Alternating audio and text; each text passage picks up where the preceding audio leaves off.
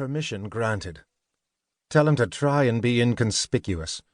She mentally cursed the blinkered idiots who sent her battalion to Coraline when they knew the entire Shield sector was in full revolt against the Imperial government. At last count, half or more of the Marine Corps and Navy had declared for the rebellion against Empress Dendera. But her Imperial Pathfinders were elite strike troops, not cannon fodder to be wasted on forlorn hopes, such as saving Countess Klim from a fate Descartes thought was thoroughly merited. If it weren't for an inability to break her oath, something baked into the family DNA, she might have turned her battalion, the 6th of the 21st Imperial Pathfinder Regiment, against the Empire herself. Of course, since the Marines now shared the final redoubt with the last loyal unit on Coraline, there would be no going over to the rebellion. Klim's vicious response to the first sparks of disaffection, as per Empress Dendera's orders, made every Imperial trooper share in the guilt, and the rebels would make sure her troops shared in the punishment alongside the 14th Guards Regiment. A lengthy, though muted rumble echoed through the Empire's last redoubt on Coraline, a massive fortress carved out of the Talera mountain range long ago, well before humanity left its native world. Descartes knew nothing of the civilization that built it, but admired their handiwork and believed nothing short of a kinetic strike from orbit might dent stone rendered almost impervious to any damage. The grim fortifications overlooked rolling foothills crossed by a sluggish river that drained the surrounding countryside until it met the Western Ocean near Alexandretta, the half-destroyed colonial capital 50 kilometers away.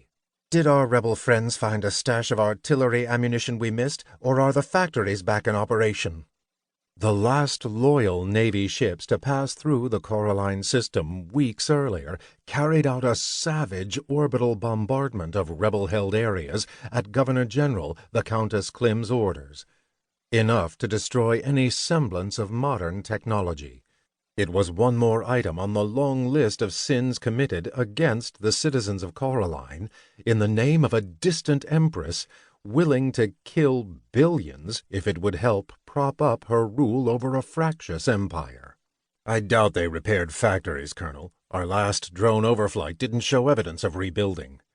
And it was the last drone overflight, period. Nothing flew on Coraline or orbited the planet. Between them, the 6th of the 21st and the 14th Guards Regiment shot down everything the rebels captured or commandeered. A favor the latter returned with interest. The rebellion's shock troops on Coraline came from the 118th Imperial Marine Regiment, which had mutinied months earlier, and they proved to be tough, capable enemies. Meaning they can't keep hammering away at Klim Castle. Descartes used the ironic name her troopers gave the ancient fortifications.